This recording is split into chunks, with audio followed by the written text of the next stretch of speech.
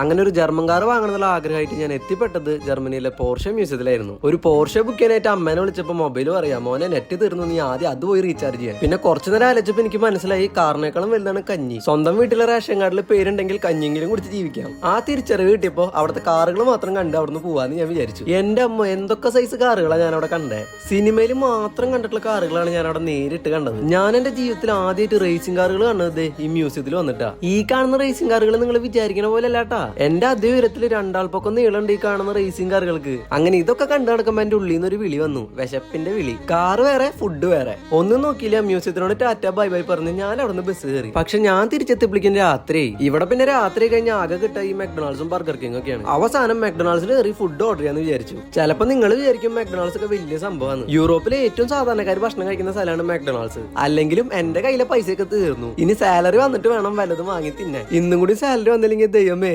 ജർമ്മനിയിൽ വന്ന് പട്ടിണി കിടക്കേണ്ടി വരുമോ?